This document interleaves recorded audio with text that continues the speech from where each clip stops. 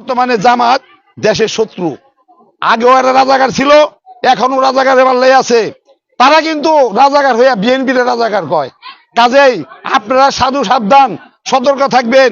হিন্দু সম্প্রদায়কে আমি অনুরোধ করব, আপনারা যদি জামাতকে ভোট দেন, আপনাদের পার রক কাটবো, আগে মন্দির ভাঙবো, এদের স্বভাব যারা সেখানে যাবে। কাজেই এই জামাতের জন্য আপনারা সতর্ক থাকবেন, আমরা আপনাদের পাশে আছি। জামাত আপনাদের কিছু করলে সেটা আমরা প্রতিবাদ করব।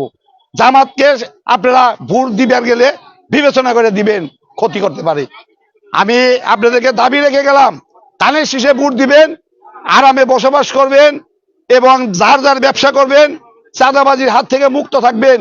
এবং আমি আমি আপনাদের আমার পাথেলের গ্যারান্টি আমি দিব ইনশাল্লাহ, যে পাথেলে যদি বিএনপি কে পাস করান, তার পাথেলে আপনারা যে যার ধর্ম যেভাবে খুশি পালন করবেন, সেটার জন্য আমি রিস্ক নিমু, আমি দায়িত্ব নিমু, আমি প্রশাসনের সঙ্গে কথা কইয়া আপনাকে সুযোগ সহযোগিতা করে দিব।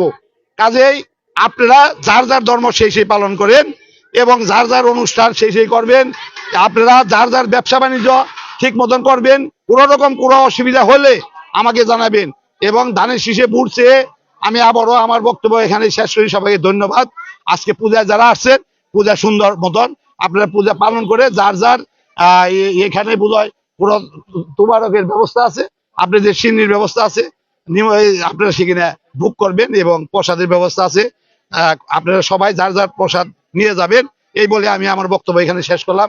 সবাইকে ধন্যবাদ।